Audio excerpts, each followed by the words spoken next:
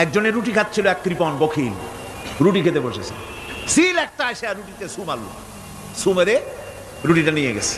বেচারা পিছনে পিছনে দৌড় আরম্ভ করছে গালি দিতে দিতে, মরার সিল আর তুই জায়গা পাইলি না। কিলের পিছনে দৌড়াতে দৌড়াতে নদীর পারে চলে আসছে। সিলও দেখে যে আল্লাহ, এমন এক বেকায়দার লোকের রুটি নিলাম, কোনো গাছেও বসতে পারি না তার ঢিলার জ্বালায়। শেষ পর্যন্ত পাশে ছিল নদী, নদীর উপর দিয়া চিল উড়ে ওপার যাওয়া আরম্ভ করছে। বকিল বেচারা দাঁড়াই থাকে, দিলাম ফি সাবিলিল্লাহ, আল্লাহর রাস্তায় দিলাম। এর তো কোনো মানে নাই। নিজে খেতে না পারে বাসি অখাদ্য কুখাদ্য এগুলি দিতে আল্লাহ পাক নিষেধ করেছেন। দিবা বাইসে বাইসে ভালো জিনিসটা, যেটা তোমার কাছে প্রিয় ওইটা দিও। তুমি যদি খারাপটা দাও তাহলে আল্লাহ তোমার দেবেন ওই মানের। কিয়ামত আছে না, কিয়ামত ওই মানের পাবা। আল্লাহ পাক বলছেন, ইয়া আইয়ুহাল্লাযীনা আমানু আনফিকু মিন তাইয়্যিবাতি মা কাসাবতুম ওয়া মিম্মা আখরাজনা লাকুম মিনাল আরদ।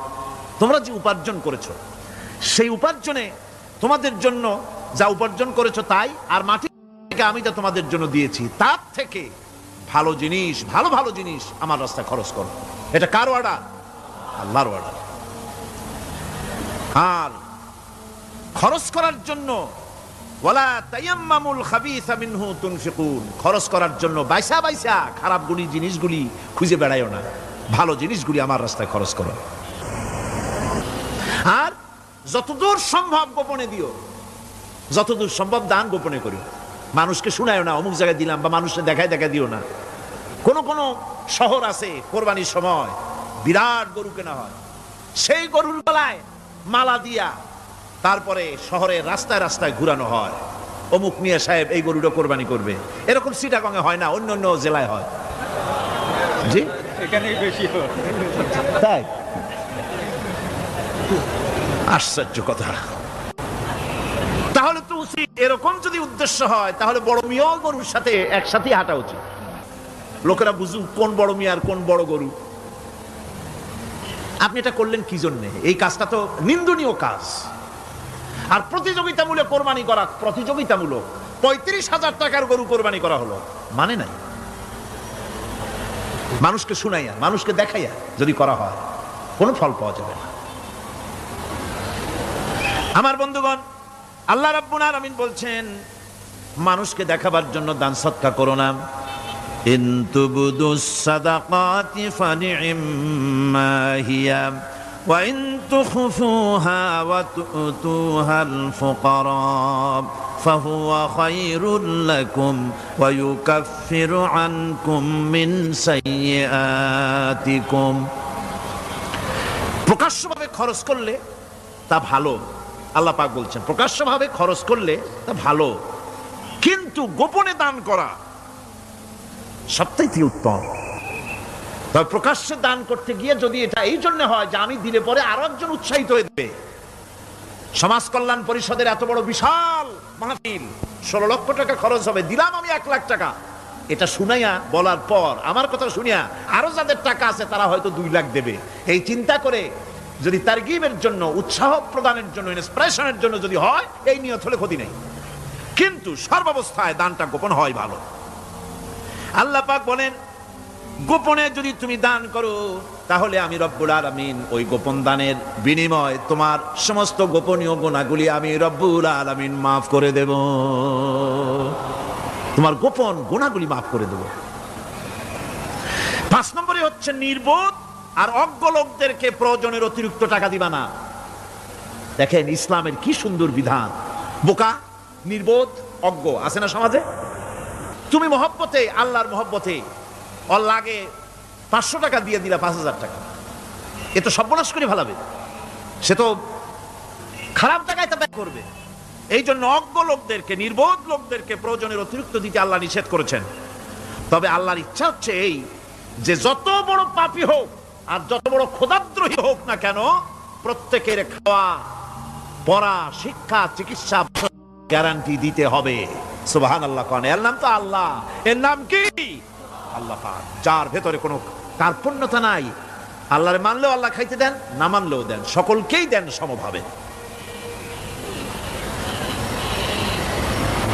6 নম্বরে হচ্ছে কারো প্রয়োজন পূরণের জন্য যদি ধার দেওয়া হয়, যদি কাউকে ধার দেন তা আদায় করার জন্য বারবার তাকে তাগাদা দেওয়া যাবে না। একথা শুনে যারা ঋণগ্রস্ত আছেন তারা আবার এই সুবিধাটা নিয়েন না। সামর্থ্য থাকতে যদি যার কাছ থেকে ধার এনেছেন তাকে যদি কষ্ট দেন, অবশ্যই আল্লাহর কাছে আসামি হতে হবে কিয়ামতের দিন, কোনো সন্দেহ নাই। আর যে ব্যক্তি ধার দিয়েছেন তিনি যদি বুঝতে পারেন যে এই লোকটি আসলেই নিয়ত ভালো কিন্তু দিতে পারতেছে না, তাহলে এমন লোককে বারবার তাগাদা দিতে আল্লাহ নিষেধ করেছেন। তাকে শরম দিও না, তাকে সময় দাও। وَإِنْ كَانَ ذُو عُسْرَةٍ فَنَذِرَةٌ إِلَى مَيْسَرَةٍ وَأَنْ تَصَدَّقُوا خَيْرٌ لَكُمْ إِنْ كُنْتُمْ تَعْلَمُونَ। ঋণগ্রস্ত ব্যক্তির আর্থিক অবস্থা খারাপ হলে সচ্ছল হওয়া পর্যন্ত তাকে সময় দাও, আর তাকে যদি ক্ষমা করে দিতে পারো সেটা তো অনেক ভালো কথা, আল্লাহ তোমার প্রতি রহম করবেন। যদি ক্ষমার তাকে যদি সে দিতেই পারবে না এমন অবস্থা যদি হয়, তাহলে তাকে তুমি ক্ষমা করে দিও। কিছু সংখ্যক লোক আছে যারা ধার নিয়ে আসলে ফাঁকি দিতে চায়, আছেন এমন সমাজে না? নাই। কিছু লোক আছে ধার নেয়, ভাই দেব 1 মাসের মধ্যে, কোনো সন্দেহ নাই। 6 মাস যায় তারপরেও দেয় না, অন্য কাজ করে মিটাই, অন্য কাজ মিটায়, কিন্তু এর টাকা পরিশোধ করে না। এরকম লোকও আছে, তারা আল্লাহর কাছে দায়ী হবে। একবার পত্রিকায় দেখেছিলাম কার বাড়িতে কার্টুন দিয়েছে, বাড়িতে বিরাট সাইনবোর্ড লাগাইছে কুকুর হইতে সাবধান। তার বন্ধু বলছে ভাই তুমি কুকুর কিনলে কবে? কয় যে না কুকুর কিনি নাই, সাইনবোর্ড লাগাইছি পাওনাদারদেরকে ঠেকাবার জন্য, যাতে সহজে বাড়ির মধ্যে না ঢোকে। তো এই চালাকিটা আর কেউ বুঝুক আর না বুঝুক, আল্লাহ পাক তো খুব ভালো করেই বোঝেন। 7 নম্বরের কথা হলো দান করার ব্যাপারে, যে আপনি দান করতে করতে যা আছে সব ফতুর করে ফেলাবেন, এটা কিন্তু ইসলাম চায় না। আপনার সন্তান সন্ততিকে বঞ্চিত করে, স্ত্রী পুত্রকে বঞ্চিত করে সমানে দান করবেন, ঘরে না খায়া থাকবেন, এই অবস্থা যেন না হয়। খরচ করবেন কি? আল্লাহ পাক বলছেন ওয়ায়াসআলুনাকা মাযা ইউনফিকুনা কুলিল আফওয়া। নবী আপনাকে প্রশ্ন করা হয় কি খরচ করব, আপনি বলুন প্রয়োজনের অতিরিক্ত জিনিস যেটা আছে সেটাই আল্লাহর জন্য খরচ করে দাও। তোমার প্রয়োজন যখন মিটে গেছে, ব্যাংকের মধ্যে অসংখ্য টাকা জমা রাখা খালি গুনতেছে বসে বসে, তা না করে অভাবগ্রস্ত মানুষদের প্রয়োজন মিটাও। খরচ করার ভিতরে আর খরচ না করার ভিতরে ভারসাম্য রক্ষা করতে হবে। ولا تجعل يدك مغلولة إلى عنقك ولا تبسطها كل البسط فتقعد ملوما محسورا।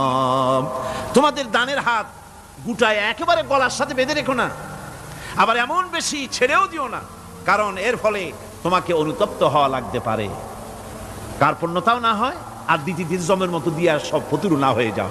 দুটোর মধ্যে ব্যালেন্স হতে হবে। আর 8 নম্বরে কথা হচ্ছে এই যে এই দানের উপযুক্ত কারা। আপনি তো যাকাত দিবেন কাদের, সে কথা আল্লাহ বলে দিয়েছেন, আগে বলা হয়েছে না? কয়টা খাতে দিবেন? মাশাআল্লাহ মনে আছে আপনাদের। আর এমনি সাধারণ দান সাদকা কাদেরকে দিবেন, উপযুক্ত পাত্র কারা, তার একটা লিস্ট আল্লাহ দিচ্ছেন। وبالوالدين إحسانا وبذي القربى واليتامى والمساكين والجار ذي القربى। নিজের পিতামাতা, নিকট আত্মীয়, ইয়াতিম, মিসকিন এবং আত্মীয় প্রতিবেশী তাদেরকে দিবে। আমি কিন্তু এখন যাকাতের কথা বলছি না, মা বাপকে যাকাত দেওয়া যাবে না। এটা হচ্ছে দান, সহযোগিতা করা, ইহসান করা। এই ইহসান মা বাপকে, প্রতিবেশী আত্মীয় যারা, মিসকিন যারা, এতিম যারা, অনাত্মীয় প্রতিবেশী যারা, চলার সাথী, প্রবাসী এবং নিজের চাকর চাকরানি যা কিছু আছে, এই সকলকেই এই সাহায্য করতে হবে, একথা আল্লাহ বলে দিয়েছেন। এবং ইসমাঈল আলাইহিস সালাম সম্পর্কে বলা হয়েছে وَكَانَ يَأْمُرُ أَهْلَهُ بِالصَّلَاةِ وَالزَّكَاةِ وَكَانَ عِندَ رَبِّهِ مَرْضِيًّا। সে তার স্বজনদেরকে নামাজের হুকুম করত, নামাজের এবং যাকাতের নির্দেশ দিতেন হযরত ইসমাঈল আলাইহিস সালাম। আর তিনি ছিলেন বিশেষ মর্যাদার অধিকারী। মূসা আলাইহিস সালাম এবং তার কওমকে আল্লাহ পাক এই অর্ডার দিয়েছিলেন। মূসা আলাইহিস সালাম বলেছিলেন, আয় আল্লাহ, আমার কওমকে যেন তুমি গজব দিও না, তাদেরকে তুমি শাস্তি দিও না। আল্লাহ পাক হযরত মূসা আলাইহিস সালামের এই প্রার্থনার জবাবে আল্লাহ পাক বললেন, আযাবি উসিবু বিহি মান আশাউ ওয়া রাহমাতি ওয়াসিআত কুল্লা শাই। আমি যাকে চাইবো আমার আযাবে নিক্ষেপ করব, তবে সকল জিনিসের উপর আমার রহমত পরিবেষ্টিত আছে। তবে হ্যাঁ, ফাসাকতুবুহা লিল্লাযীনা ইয়াত্তাকুনা ওয়া ইউতুনাজ যাকাতা ওয়াল্লাযীনা হুম বিআয়াতিনা ইউমিনুন। আমি এই রহমত কেবলমাত্র তাদের জন্য লিখে রাখবো যারা নাকি নামাজ প্রতিষ্ঠা করবে আর যারা যাকাত আদায় করবে, আমি তাদেরকে আমার গজব থেকে বাঁচায়া দেব। যাকাত যারা আদায় করবে আমি তাদেরকে আমার শাস্তি থেকে, গজব থেকে রক্ষা করব। রাসূল করিম সাল্লাল্লাহু আলাইহি ওয়াসাল্লামের পূর্বে শেষ নবী হচ্ছেন হযরত ঈসা আলাইহিস সালাম। তাকে আল্লাহ পাক এই অর্ডারই করেছেন। কোরআনে কারিমে বলা হচ্ছে, ওয়াজআলানি মুবারাকান আইনামা কুনতু ওয়া আওসানি বিস-সালাতি ওয়াজ-যাকাতি মা দুমতু হাইয়া। আমি যেখানেই থাকি না কেন আমাকে অর্ডার করা হয়েছে যতদিন বেঁচে থাকবো আমি ততদিন যেন আমি নামাজ আদায় করি আর যাকাত দেই। ঈসা আলাইহিস সালাম বলছেন, আল্লাহ পাক আমার উপরে নির্দেশ করেছেন আমি যেখানেই থাকি আর যতদিন বাঁচি আমাকে নামাজ আর যাকাত এই দুটি জিনিস সম্পর্কে আল্লাহ পাক আমাকে আদেশ করেছেন। এখন যাকাত দিতে হবে, গুরুত্বপূর্ণ ব্যাপার। মানুষেরা অবহেলায় যাকাত থেকে নিজেকে বঞ্চিত রেখেছে, মাহরুম রেখেছে এত বড় একটি নিয়ামত থেকে। সমাজকে মাহরুম করছে, যাকাত দিচ্ছে না। কোরআনে কারীমের 3টি আয়াতে যাকাতের কথা এভাবে বলা হয়েছে, ইয়া আইয়ুহাল্লাযীনা আমানু আনফিকু মিন তাইয়্যিবাতি মা কাসাবতুম ওয়া মিম্মা আখরাজনা লাকুম মিনাল আরদ। হে ইমানদার লোকেরা, তোমরা যেসব পবিত্র অর্থ সম্পদ উপার্জন করো সেগুলি, এবং আমি জমিন থেকে তোমাদের যে ফসল দান করি, ফসল উৎপাদন করে দেই, তার থেকে তোমরা আল্লাহর পথে খরচ করো। এগুলো 1 নম্বর আয়াত। 2 নম্বর, প্রথম আয়াত বলা হয়েছে সূরা বাকারায়, আর সূরা আনআমে বলা হচ্ছে, কুলু মিন সামারিহি ইযা আসমারা ওয়া আতু হাক্কাহু ইয়াওমা হাসাদিহি। তার উৎপাদিত ফল ফসল তোমরা খাও, আর ফসলের একটি অংশ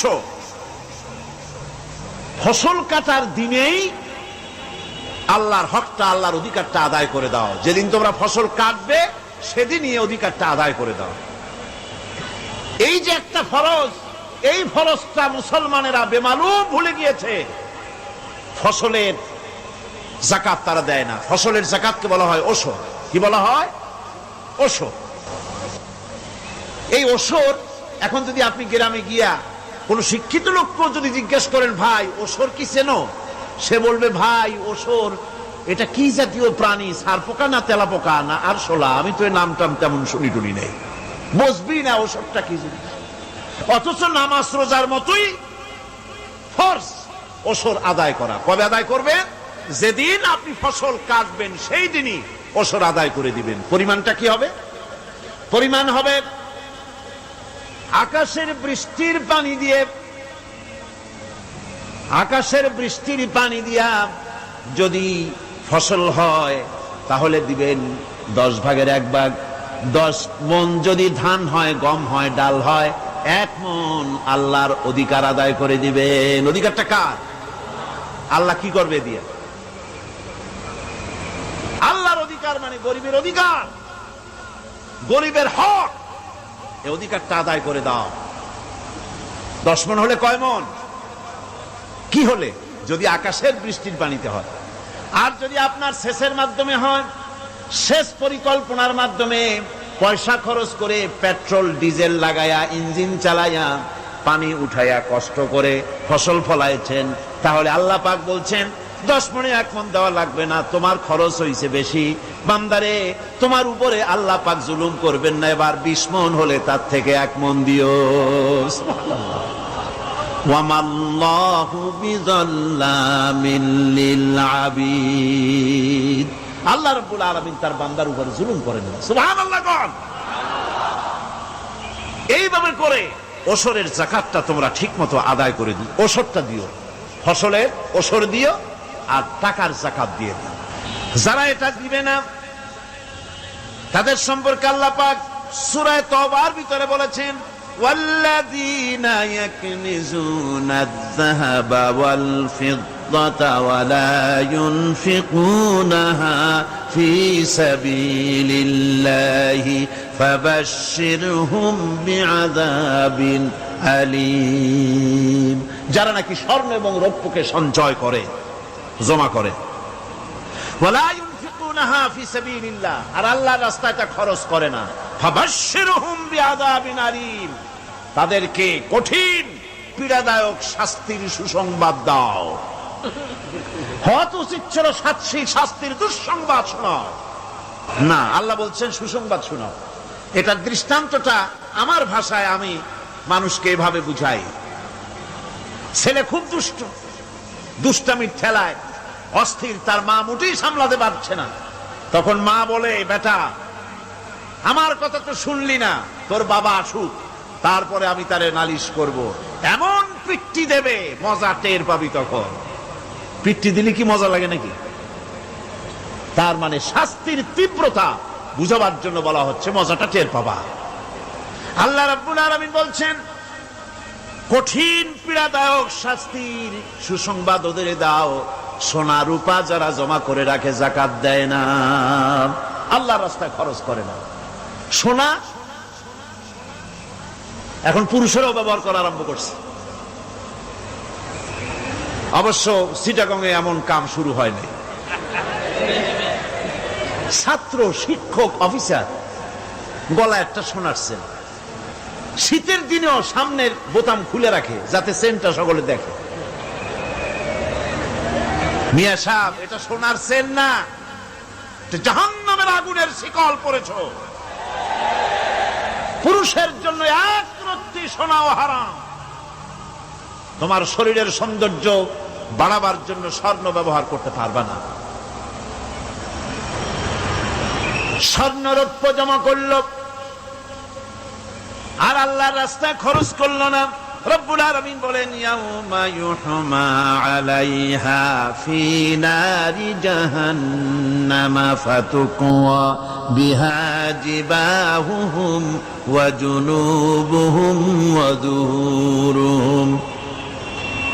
একদিন আসবে এমন, যেদিন এই সঞ্চিত ধনরাশি, সোনা দানাগুলি জাহান্নামের আগুন দিয়ে জ্বালানো হবে। আর জাহান্নামের আগুন দিয়ে জ্বালায়া এইগুলি দিয়ে তার পিঠের উপরে আর পাঁজরে সিল মারা হবে জাহান্নামের আগুন দিয়া। বলা হবে, হাদা মা কানাজতুম লিআনফুসিকুম ফাযুকু মা কুনতুম তাকনিজুন। মজা চাখো, স্বাদ গ্রহণ করো। এ হলো তোমার সেই সঞ্চিত সম্পদ, সঞ্চিত ধনরাশি যা তুমি জমা করেছো আর আল্লাহর রাস্তায় খরচ করনি। এখন এর শাস্তি গ্রহণ করো। যাকাত কোথায় কোথায় ব্যয় করবেন, কারে কারে দিবেন? আল্লাহ রাব্বুল আলামিন বলেন, ইন্নামাস সাদাকাতু লিল ফুকারাই ওয়াল মাসাকিন ওয়াল আমিলিনা আলাইহা ওয়াল মুআল্লাফাতি কুলুবুহুম ওয়া ফির রিকাব والغارمين وفي سبيل الله وابن السبيل فريضة من الله والله عليم حكيم। সূরা তাওবার মধ্যে আল্লাহ পাক যাকাত কোথায় কোথায় দিবেন খাতগুলি আল্লাহ বলে দিচ্ছেন। কোন আলহামদুলিল্লাহ। যেখানে সেখানে যাকাত দেওয়া যাবে না। যাকাতের জন্য খাত হচ্ছে 8টা। যাকাতের জন্য খাত কয়টা? 8টা। 8টি খাতে আপনার যাকাতের টাকা আপনি ব্যবহার করবেন, ব্যয় করবেন। প্রথম দিবেন ফকিরদেরকে। প্রথম দিবেন কাদেরকে? ফকির। ফকির কারা? ফকির হচ্ছে নিজের জীবন জীবিকায় অন্যের মুখাপেক্ষী। তারপরে শিশু, এতিম, বিধবা, জীবন চালানো খুবই কষ্টকর, অভাবগ্রস্ত লোক, এরা হচ্ছে ফকির।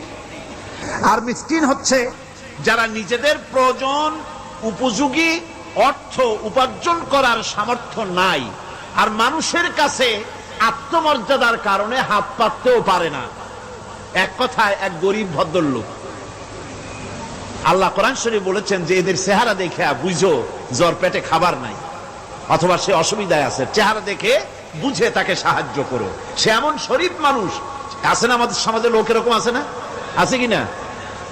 ঘরের মধ্যে 3 দিনও রান্না হয় নাই, কিন্তু দাড়ি টাড়ি সুন্দর করে আশ্রয়া, জামাটা পরিপাটি করে গায়ে দিয়ে বেরোচ্ছে, কারোর কাছে হাত পাতে না, তার সরাপাতে তার ভদ্রতায় বাঁধে। ওনার সরাপতে বেঁধেছে, উনি চাবেন না কারো কাছে, কিন্তু উনাকে যিনি সৃষ্টি করেছেন সে আল্লাহ রাব্বুল আলামিন শোনায় দিচ্ছেন, বান্দারা আমার ওই গরিব ভদ্রলোককে খাবার দাও। ওরা হচ্ছে মিসকিন। এরপরে আমিলিন, 3 নম্বরে আমিলিন, অর্থাৎ যারা যাকাত সরকারিভাবে যাকাত যারা আদায় করে, সেই আদায়কারীদেরকে এই যাকাতের টাকা দিয়ে তাদের সম্মানী দিতে বলা হয়েছে। ইসলামী গভর্নমেন্ট আসলে যাকাত তো আর আপনার খুশি মতো থাকবে না, যাকাত দিতে আপনি বাধ্য হবেন। যাকাত দিতে আপনি বাধ্য হবেন। যাকাত আদায় করবে গভর্নমেন্ট। কে আদায় করবে? গভর্নমেন্ট আদায় করবে, আর গভর্নমেন্ট ডিস্ট্রিবিউট করবে। ওয়াল মুআল্লাফাতিল কুলুব, মনতুষ্টির জন্য, যাদের মন জয় করতে হবে, এই ধরনের লোকদেরকে। ওয়ার রিকাব, আর গলদেশের মুক্তিদানের জন্য। ওয়াল গারিমিন, আর ঋণগ্রস্ত ব্যক্তি। তাও আবার এমন পর্যায়ের যে ঋণ পরিশোধ করতে গেলে যদি তার এমন অবস্থা হয় যে তার কাছে যাকাত দেওয়ার মতো টাকা থাকে না, এরকমের অবস্থা যদি হয়, তাহলে যাকাতের টাকা দিয়ে তার ঋণ পরিশোধ করে দেওয়া যেতে পারে। ফি সাবিলিল্লাহ। এরপরে হচ্ছে জিহাদের রাস্তায়।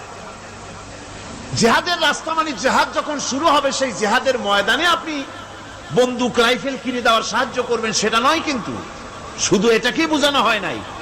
ফি সাবিলিল্লাহ বলতে বোঝানো হয়েছে আল্লাহর রাস্তায় সংগ্রামরত সব ব্যাপারে আপনি সাহায্য করবেন। ইসলামী আন্দোলনের জন্য করবেন, যারা ইসলামের জন্য বইপত্র লেখে তাদের জন্য করবেন, যদি পয়সায় কুলাতে না পারে সেখানে সাহায্য করবেন।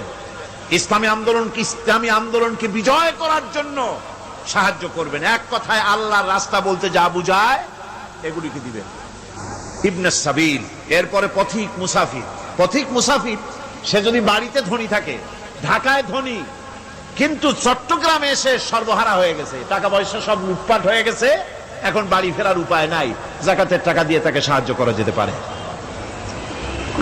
এই 8টি খাতে এভাবে যাকাত দেওয়ার জন্য আল্লাহ খাত সৃষ্টি করেছেন। কয়টা খাত হলো? 8টা খাত। যাকাত আর সুদের মধ্যে পার্থক্য কি?